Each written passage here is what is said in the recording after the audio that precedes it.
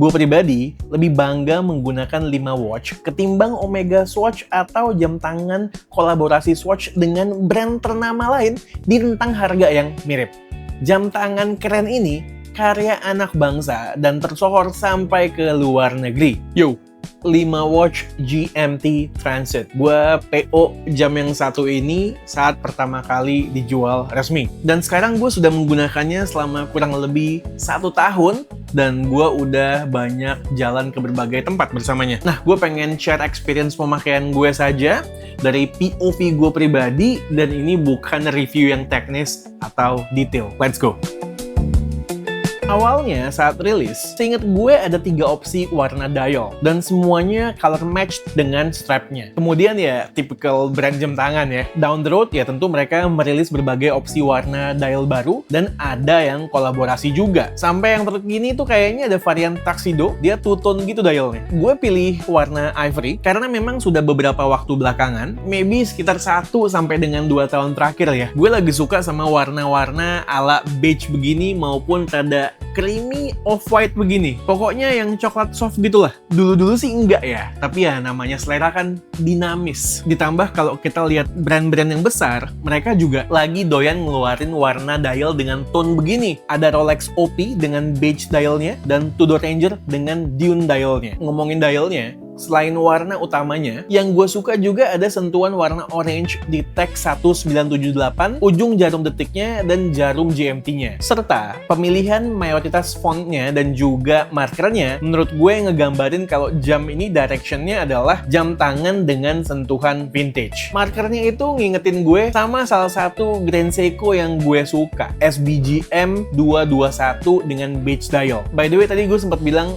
mayoritas ya, karena sebenarnya gue nggak begitu struck sama font angka 3, 9, 12 yang kayaknya out of sync sama overall desainnya yang tegas dan juga boxy. Kalau font 5-nya sendiri oke lah ya, karena itu kan brandnya dia. Tapi lagi-lagi, desain kan soal selera dan juga filosofi. Gue appreciate juga penggunaan bahasa Indonesianya untuk tulisan otomatisnya yang berbentuk smiley. Itu tuh kayak menepuk dada bilang bahwa gue bangga sama Indonesia, tapi dengan cara yang subtle, cara yang elegan. Di posisi yang ke-6 itu ada date window. Sebenarnya selain chronograph, gue bukan pencinta komplikasi ya kayak GMT, date, moon phase, dan lain sebagainya. Karena gue tipe yang males mau ngeset setiap kali mau pakai. Dan sebenarnya fungsinya gue nggak pakai juga di keseharian. Dan juga at times dialnya jadi keramaian. Tapi nggak menampik. Gue rela break hal-hal ini kalau jamnya somehow menggoda mata gue. By the way, dialnya nggak punya loom. Tapi gue nggak komplain dan nggak merasa kehilangan.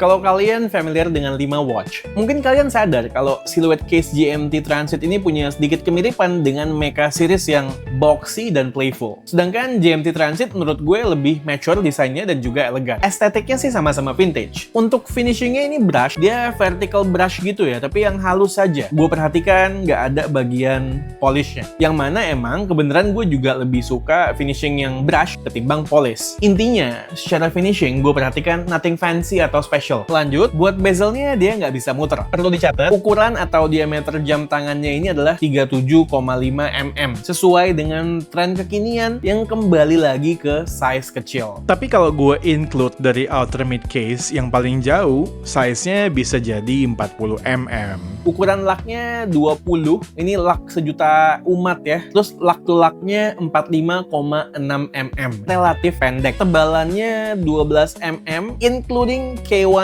kristalnya, yang mana dia ngasih efek distorsi dari sudut pandang tertentu. Bagian belakangnya solid ketutup, bukan exhibition case. Kurang lebih seperti ini tongkrongannya di tangan kiri gue yang memiliki wrist circumference 17,5 cm.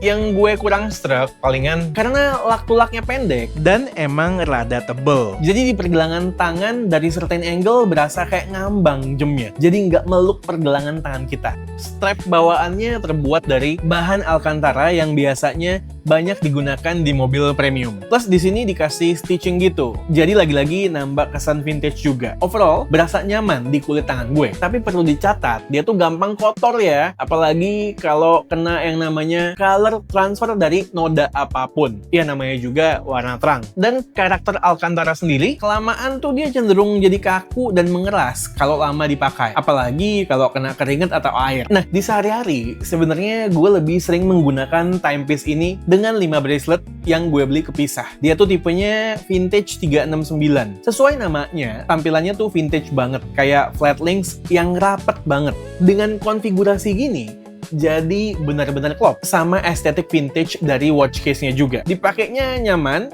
cuman ya jelas nambah berat pastinya. Clasp atau hook-nya juga bisa di-adjust dengan mudah. Lepas pasangnya juga sudah easy switch. Harga braceletnya kalau gue cek sekarang 900.000. Udah naik dibanding saat gue beli tahun lalu. Sebenarnya harga jamnya sendiri juga udah naik 1 jutaan kok dibanding tahun lalu pas gue beli. Movementnya jelas bukan in-house. Basically ini movement Seiko GMT yang reliable. Movement ini dipakai oleh Seiko sendiri dan juga berbagai micro brand lain kayak Zilos dan juga Nodus serta lainnya. Jelas jarum detiknya sweeping automatic bro. Dan untuk power reserve-nya 41 jam. Itu by data ya. Jujur gue nggak pernah ngitungin beneran 41 jam atau tidak, karena selama dipakai pasti ngisi terus. Dan pas gue lepas, ya udah nggak gue perhatiin, gue switch ke jam yang lain. Dan ntar pas mau pakai tinggal wind lagi. Oh ya, setiap kali nge-wind biasanya sekitar 30 sampai dengan 40 kali. Dan experience-nya buat tarik atau muter crown-nya relatif smooth. Tutorial buat setel-setelnya ada di boxnya, bisa dilihat. Oke, 5 watch GMT Transit. Timepiece yang satu ini mungkin bukan sebuah opsi yang cocok buat orang-orang yang mencari sebuah jam tangan dengan segudang brand heritage. Misalnya kayak jam tangan entry level dari Seiko, Tissot, Timex, Orient, dan sejenisnya. Dan juga menurut gue kurang cocok buat seseorang yang sedang mencari jam tangan pertamanya. First watch. First watch tuh biasanya orang-orang nyari jam tangan yang branded ya, walaupun dari segmen entry level. Bahkan mungkin mereka tuh nggak aware sama keberadaan dari 5 watch. Nah, cocoknya buat siapa?